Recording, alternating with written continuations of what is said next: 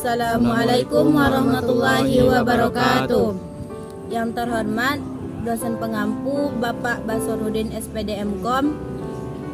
Sebelumnya perkenalkan, kami dari kelompok 2 akan mempresentasikan judul materi kami, yaitu konsep dan aplikasi teknologi informasi dalam meningkatkan literasi komputer dan informasi. Baik, sebelumnya di sini kami akan memperkenalkan nama kami, yaitu saya sendiri Ayu Lestari, NIM 2137066. Saya sendiri Furqan Fitrianto, NIM 2137051. Saya sendiri Salsabella, NIM 2137004. Baik, di sini kami akan menjelaskan tentang materi yang kami ajukan. Kami sampaikan. Baiklah, di sini saya akan menjelaskan pengertian tentang teknologi informasi. Teknologi informasi adalah segala sesuatu yang mendukung kita untuk merekod, menyimpan, memproses, mengantar dan menerima informasi. Dalam konteks yang lebih luas, teknologi informasi merangkumi semua aspek yang berhubungan dengan mesin, atau bisa disebut komputer dan telekomunikasi, dan teknik yang digunakan untuk menangkap atau mengumpul, menyimpan, memanipulasi, mengantar, dan mempersembah suatu bentuk informasi yang besar. Adapun ciri-ciri dari teknologi informasi, ada beberapa yang saya ambil sebagai berikut, yaitu informasi lahir ditandai dengan meningkatnya masyarakat dalam penguasaan informasi. Contohnya seperti lebih banyak pekerja dalam masyarakat sekarang yang mengendalikan informasi daripada gabungan pertanian atau industri. Kedua, contoh yang saya ambil yaitu dalam era informasi, perdagangan atau manajemen lebih mengandalkan teknologi informasi dalam era telekomunikasi. Contohnya seperti dalam urusan bank yang sangat bergantungan kepada teknologi, sehingga mereka sanggup menanam modal yang begitu besar dalam membangun sistem dan infrastruktur teknologi informasi. Adapun contoh ketiga yang saya ambil yaitu menciptakan proses manajemen yang lebih efektif dan efisien. Contohnya yaitu karena IT lebih cepat berubah, maka perluas dalam pemenataannya uang perencanaan jangka panjang menjadi jangka menengah dan pendek. IT bisa merubah kehadiran kerja fisikal menjadi maya, merubah pekerja tetap menjadi pekerja tidak tetap, dan berubah tempat kerja dari ruang yang besar menjadi kecil. Nah, begitulah contoh yang saya ambil dari beberapa contoh. Baik, saya di sini akan menjelaskan tentang komponen teknologi informasi. Di sini ada 3 komponen utama, yaitu ada komputer atau sistem komputer, yang kedua komunikasi, dan yang ketiga tahu guna atau know-how. Masuk yang pertama yaitu komputer atau sistem informasi. Komputer atau sistem informasi digunakan untuk menerima, menyimpan, memproses, mempersembahkan data dan informasi. Yang dimaksud dengan sistem informasi meliputi hardware, software, komputer, dan penyimpanan.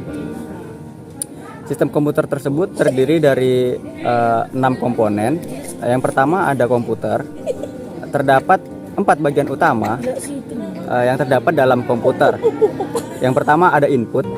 Input adalah segala data, fakta, dan informasi yang masuk ke dalam sistem. Input biasa melalui keyboard, mouse, dan juga screen sentuh. Yang kedua ada pemproses. Pemproses adalah pusat semua aktivitas komputer, adalah unit pemproses pusat atau CPU. Nah, kecepatannya pun tergantung pada MHz, MIPS, MELOPS, dan juga memori RAM. Selanjutnya ada output. Output adalah segala apa yang keluar dari pemprosesan. Sistem komputer bisa berupa salinan lembut, soft copy, dan juga salinan keras atau hard copy. Dan yang terakhir adalah storage sekunder atau tempat penyimpanan. Selanjutnya ada software.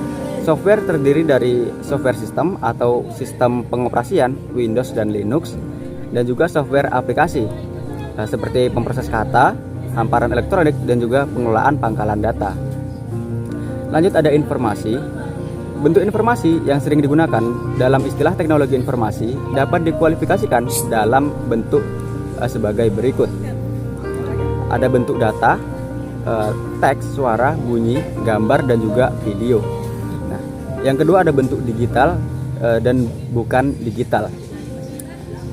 Selanjutnya pemrograman adalah cara operasi atau salinan pemulihan keamanan data dan juga pembangun sistem. Dan ada manusia. Manusia adalah unsur yang paling penting. Unsurnya pun terbagi menjadi dua kategori. Yang pertama pengguna, novice sederhana ataupun pakar, dan juga profesional atau pekerjaan sistem informasi. Lanjut ada komunikasi yang digunakan untuk penghantaran dan penerimaan data dan informasi seperti hardware, pemrograman, dan juga informasi. Fasilitas komunikasi yang sering digunakan diantaranya seperti modem, multiplexer, bridge, dan juga gateway. Istilah yang sering digunakan dalam alat komunikasi, yang pertama ada kabel, istilahnya seperti twisted pair, coaxial, atau UTP. Ada juga software, sistem pengoperasian rangkaian atau NOS, dan alat peproses, istilahnya input atau output. Ada topologi penghantaran, istilahnya bintang, cincin, dan juga hybrid. Teknologi atau protokol, istilahnya Ethernet, token ring, dan juga ADSL. Lanjut mengetahui penggunaan atau know-how. Kemampuan menyelesaikan masalah dan menggunakan peluang yang ada dengan alat teknologi informasi dan kemahiran yang diperlukan untuk memahami kapan menggunakan teknologi informasi untuk menyelesaikan suatu masalah. Selanjutnya ada fungsi teknologi informasi. Di sini ada beberapa fungsi teknologi informasi, diantaranya yaitu penangkapan atau pengumpulan data. Yang kedua, menampilkan, menyusun informasi dalam bentuk teks, suara, ataupun gambar. Yang ketiga, storage atau tempat penyimpanan data dan informasi. Fungsi yang selanjutnya untuk mencari dan menyalin data yang tersimpan untuk diproses. Selanjutnya ada pemancaran atau penghantaran data dari suatu lokasi ke lokasi lain, contohnya seperti email. Itu tadi fungsi dari teknologi informasi. Dan ada juga prinsip teknologi informasi.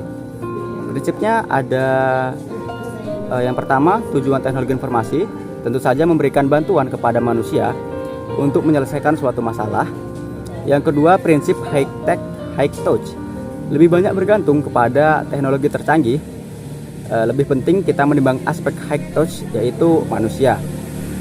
Yang selanjutnya, sesuaikan teknologi informasi kepada manusia. Kita sepantasnya menyesuaikan teknologi informasi kepada manusia daripada meminta manusia itu untuk menyesuaikan dengan teknologi informasi. Ada juga manfaat teknologi informasi. Manfaatnya yaitu cepat.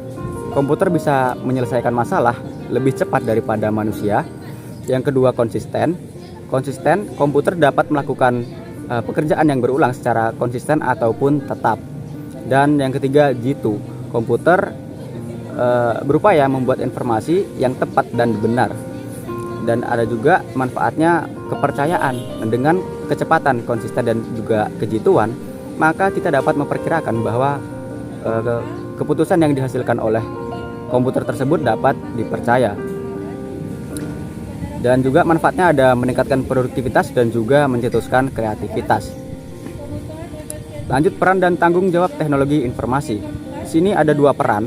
Yang pertama, untuk membantu manusia dalam meningkatkan produktivitas dan juga kesejahteraan manusia.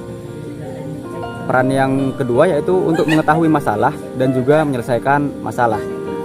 Terima kasih. Selanjutnya akan dijelaskan oleh Ayu Lestari. Baik, saya akan melanjutkan penjelasan dari Furqan Fitrianto. Poin yang selanjutnya yaitu perubahan dari pekerja buruh kepada pekerja informasi. Mereka yang mempunyai literasi komputer dan literasi informasi yang tinggi telah menjadi aset intelektual masyarakat informasi. Pentingnya pekerja informasi membuat kerja sebagai information broker, knowledge engineer, ideas processor, dan lain-lain itu memainkan peranan yang sama penting seperti pekerja buruh dan teknikal di zaman perindustrian dahulu. Poin selanjutnya yaitu perubahan daripada monopoli kepada persaingan. zaman perindustrian telah diwarnai sistem monopoli. Lingkaran sistem itu sukar dihapuskan karena halangan geografis dan politik. Oleh sebab itu, tidak ada pilihan bagi banyak orang menerima terpaksa terhadap produk pelayanan yang ada. Tetapi, sistem telah berubah setelah teknologi informasi sukses merobohkan halangan geografis, lantas membawa produk dan pelayanan dari perusahaan ke seluruh dunia. Poin selanjutnya yaitu perubahan daripada pengukusan kerja kepada membuat banyak kerja serentak. Perbedaan di antara pengguna informasi dan pengolah informasi pada masa lalu itu sudah tidak ada lagi. Ini juga disebabkan pengolah informasi terbentuk teknologi informasi sudah menjadi semakin mudah sehingga orang yang memerlukan informasi itu dapat memprosesnya tanpa melalui orang ketiga. Poin yang selanjutnya yaitu perlunya dasar pendidikan negara yang berpadu. Jangan didengar. Ini disebabkan pengolah perusahaan dan karyawan dengan baik di era global. Pekerja informasi perlu mempunyai kemahiran berbahasa, memahami budaya, sejarah, dan juga kemahiran berkomunikasi. Poin selanjutnya yaitu perubahan daripada perencanaan jangka waktu yang panjang kepada perencanaan jangka waktu yang pendek. Penyelarasan dan pengawasan juga telah menjadi semakin sukar. Semakin perusahaan BUMN telah diswastakan, tetapi pemerintah tidak bisa membiarkan perusahaan swasta diberi kekuasaan untuk monopoli demi menjaga kepentingan umum. Poin selanjutnya yaitu perubahan dari kehadiran fisikal yang wajib menjadi tidak wajib. Sehubung itu, papan buletin elektronik dan klasik informasi multimedia sudah menjadi lebih populer berbanding dengan mesin fax, telepon untuk karyawan mengakses informasi. Lebih-lebih lagi, berkomunikasi kalaupun musyawarah masih diperlukan, tetapi waktu bisa diumumkan di papan buletin. Organisasi dan perkantoran masa kini tidak lagi a collection of people, but a collection of information. Selanjutnya, perubahan daripada pekerjaan yang tetap kepada yang tidak tetap. Banyak pekerja honorer timbul tenggelam di sana di sini. Banyak dari pekerja itu sesuai dengan gaya hidup zaman pasca modernisme. Bisa dibuat pada waktu yang berlainan, flexible your job. Ini bermakna sudah tidak ada lagi karir pada kebanyakan orang. Dan selanjutnya, perubahan daripada kerja mahir kepada disposable the skilled job. Begitulah nasib teknologi. Teknologi baru sudah menggantikan teknologi lama.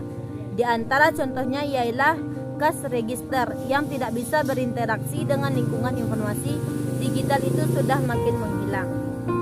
Poin selanjutnya itu perubahan dari ukuran yang besar kepada ukuran yang kecil. Ukuran besar dan kecil, suatu perusahaan tidak lagi menjadi penilaian yang mutlak. Ini disebabkan karena peningkatan kapasitas teknologi informasi dan telekomunikasi. Banyak perusahaan yang kecil sudah dapat duduk sama rendah dan berdiri sama tinggi dengan perusahaan yang besar. Selanjutnya ada aplikasi teknologi informasi dan komunikasi dalam pendidikan. Yang pertama yaitu TIK, yaitu teknologi informasi dan komunikasi sebagai keterampilan, skill dan competention. Yang kedua ada TIK sebagai instruktur pembelajaran. Saat ini bahasa ajar banyak disimpan dalam format digital dengan model yang beragam seperti multimedia. Ini ada TIK sebagai alat bantu dan fasilitas pembelajaran. Penyampaian pengetahuan seharusnya mempertimbangkan konteks dunia nyata. Pelajar diharapkan melakukan eksplorasi terhadap pengetahuan secara lebih besar dan mandiri. Rasio antara pengajar dan peserta didik proses pemberi fasilitas. Yang selanjutnya ada TIK sebagai pendukung manajemen pembelajaran. Setiap individu memerlukan dukungan pembelajaran tanpa henti setiap harinya. Transaksi dan interaksi interaktif antar stakeholder memerlukan pengolahan back office yang kuat. Selanjutnya ada TIK sebagai sistem pendukung keputusan. Setiap individu memiliki karakteristik dan bakat masing-masing dalam pembelajaran. Baik, kesimpulan dari presentasi kami yaitu walaupun teknologi informasi bukan diciptakan oleh rakyat Indonesia, tetapi rakyat Indonesia bisa menjadikan teknologi informasi lebih bermakna, khususnya dalam membangun masyarakat Indonesia yang memiliki karakteristik madani. Baiklah, sekian dari presentasi kami. Lebih dan kurang kami mohon maaf. Wabillahi taufik wal hidayah. Wassalamualaikum warahmatullahi wabarakatuh.